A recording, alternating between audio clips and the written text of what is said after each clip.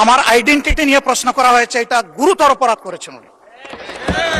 আমার আদর্শ সিলেকশনের ব্যাপারে উনি কথা বলেছেন, এটা বাড়তি অপরাধ করেছেন। 2 নম্বর উনি বলেছেন কোন মুক্তিযোদ্ধা কিংবা শহীদ মুক্তিযোদ্ধা পরিবারের কেউ জামাত ইসলামী করতে পারে না। তাহলে উনাকে জিজ্ঞেস করে করা লাগবে? যার মগজ যেরকম তার কনক্লুশন হবে সেটা। মাননীয় স্পিকার, আপনাকে ধন্যবাদ। আমি শ্রদ্ধা রেখেই বলতে চাই,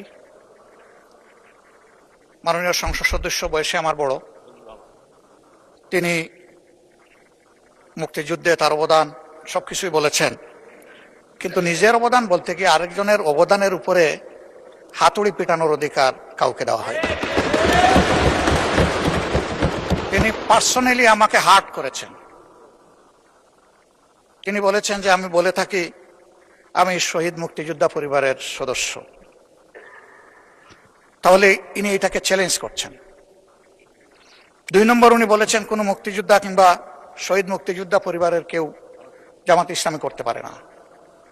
তাহলে উনাকে জিজ্ঞেস করে করা লাগবে?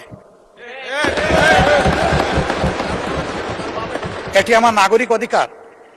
আমি কোন দল করব, কোন আদর্শ আমি অনুসরণ করব, এর উপর হস্তক্ষেপ করার ন্যূনতম কোনো অধিকার রাষ্ট্র কিংবা সংবিধান কাউকে দেয়নি।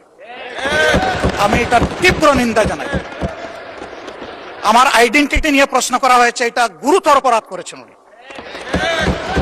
আমার আদর্শ সিলেকশনের ব্যাপারে উনি কথা বলেছেন, এটা বাড়তি অপরাধ করেছেন।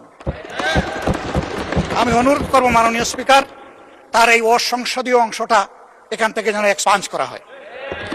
শেষে গিয়ে উনি আমরা কুলামনে এই সংসদকে ফাংশনিং করার জন্য বর্তমান জ্বালানি অব্যবস্থাপনার সংকট যেটাই বলি, সেইটার ক্ষেত্রে আমরা এগিয়ে এসেছিলাম। কুলামনে কথা বলেছি, নোটিশ নিয়ে আলোচনা হয়েছে এবং পরের দিন এসে মাননীয় প্রধানমন্ত্রী একটা প্রস্তাব দিয়েছেন, আমরা সাথে সাথে এটা গ্রহণ করেছি।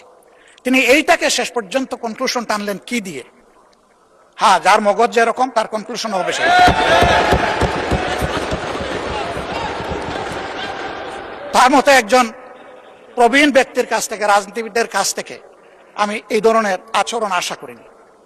আমরা এখানে প্রথম দিনই বলেছি ভালো কিছু শিখতে এসেছি। কাউকে হিট করা, গালি দেওয়া, এর মাধ্যমে বড় কিছু অর্জন করা যাবে না।